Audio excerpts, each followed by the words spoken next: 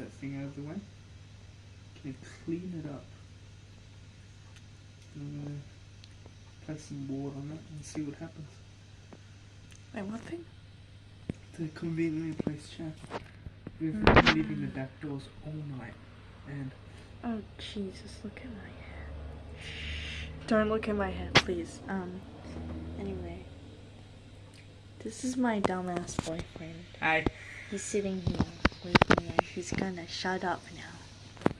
I love you. Hey.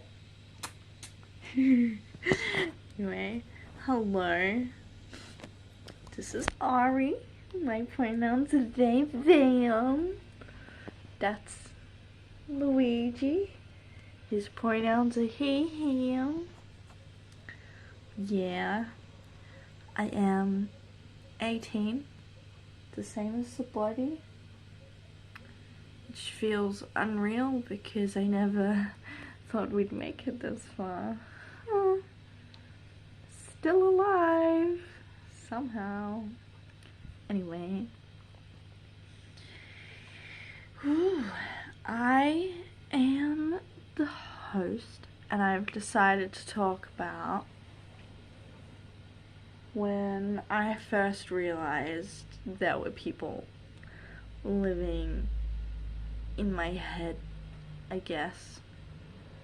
I used to call them voices, but they're a little bit more sophisticated than that, and by little I mean a lot.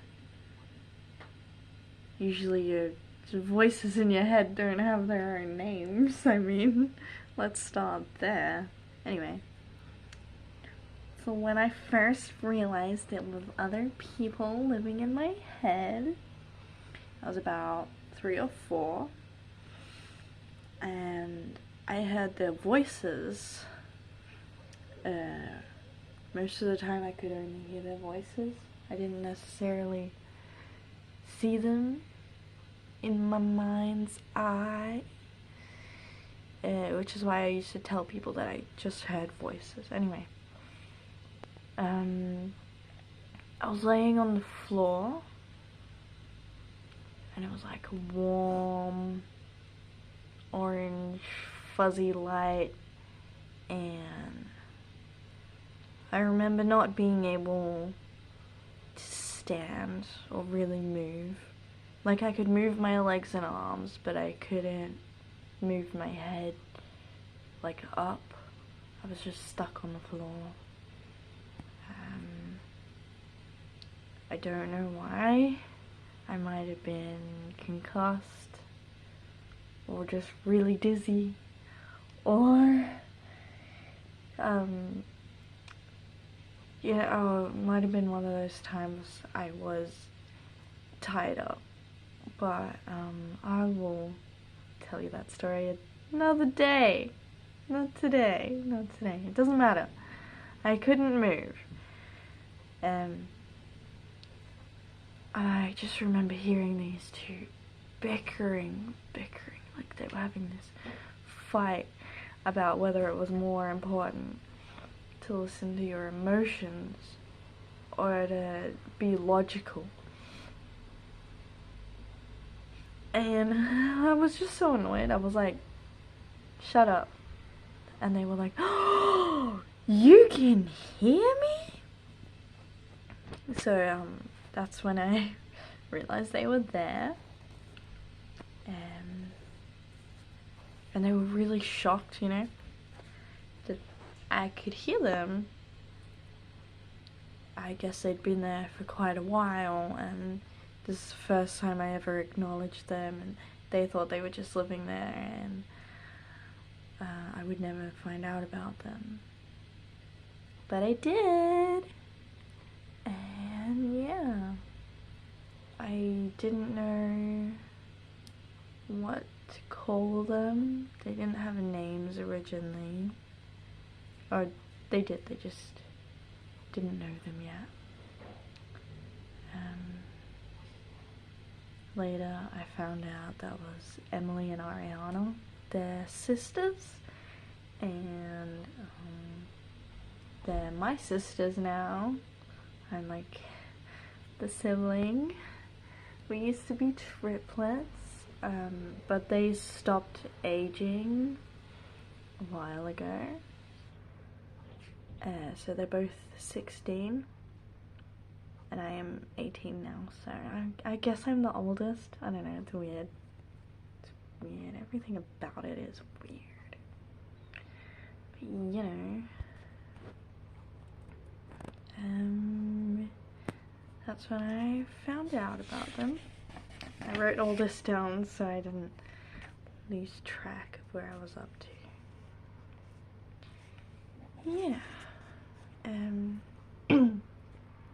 We were definitely not the first three in my head, but up until that moment I didn't know of any that were there.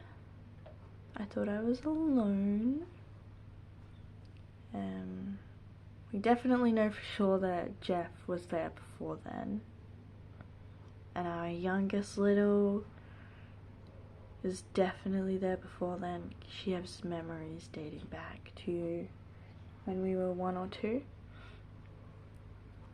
So yeah.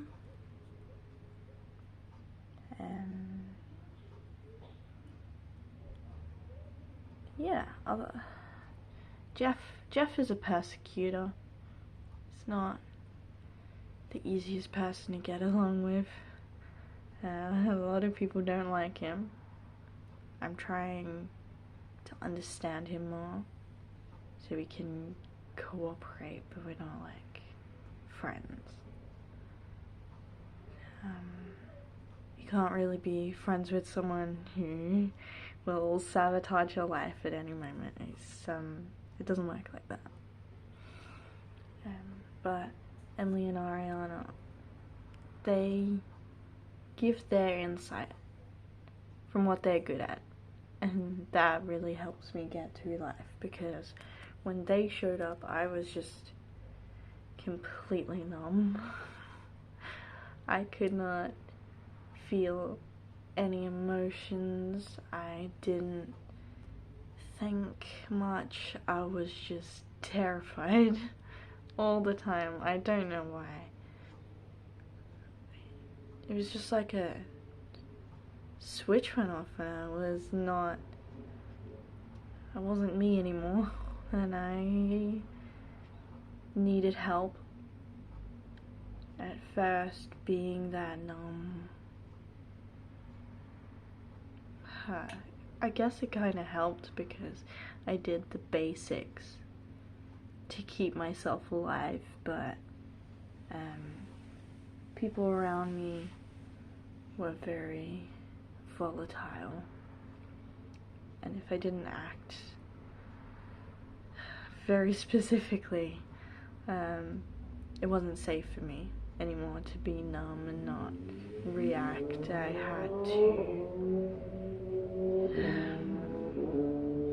had to learn how to read people's emotions and how to think logically and pick the best course of action, and I was very good at picking the best out of 2 options, and I guess that's how we developed, and I think that's why I knew of them at such an early age, because that's very rare from what I've seen. In cases of like DID and OSDD, it's very rare to know of them at such an early age. Yeah, but yeah, let's talk about that. I learned about DID, I think in 2020, while researching for a character. I wanted to make a very rich character based on, you know, their mental world, and I never wrote that character because I didn't know how to do it right. I didn't know how to do it at all. And the more I researched, the more complex it seemed, and I didn't understand enough. So I didn't actually write it, but when I was researching DID, it made so much sense You know, like, oh, this feels like me. I get this. I get that. That makes so much sense. Kind of thing. So yeah, I don't have a formal diagnosis for DID yet. Or OSDD, but that's what I'm trying to do. I'm making these in the meantime because I've wanted to do them for quite some time.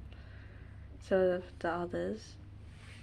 And it seems like it's definitely taken me over a year and I haven't even begun to get a diagnosis for this, and it's a pain in my butt.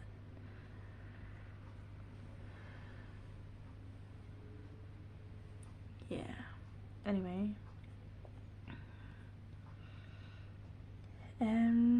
Yeah, it's the only real thing I've found that fits with it. So, the highest likelihood is that I have DID. So far I do have a diagnosis for PTSD, anxiety, depression, borderline personality disorder, disordered eating, and insomnia. That's a lot, but you know, it's kind of what you get. Yeah, and when they appeared that day,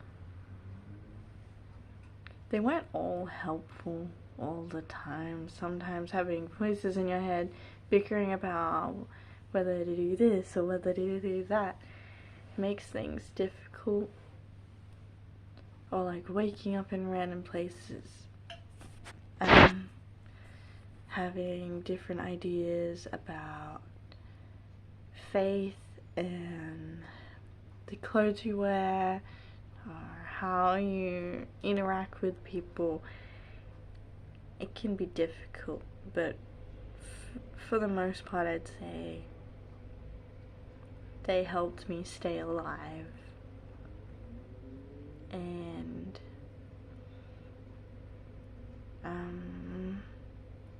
act like a person. So there you go.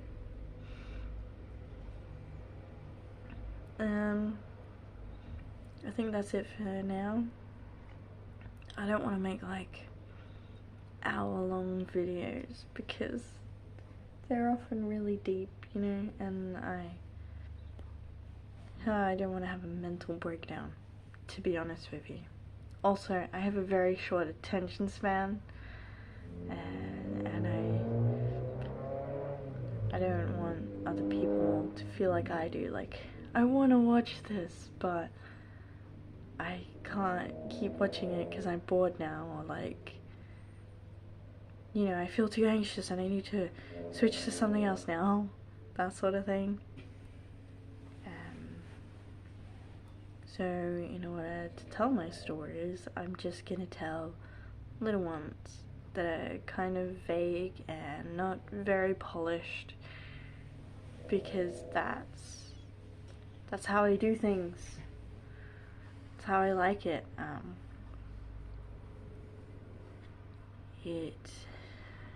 Yeah, talking about this stuff can be messy and scary for me, and sometimes for people hearing them and they don't know how to respond.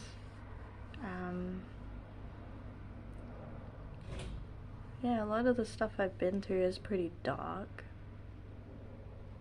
so I don't blame anyone if it's difficult to hear, or if they don't know how to respond. Just be compassionate if you can, and I appreciate the effort of just listening, you know?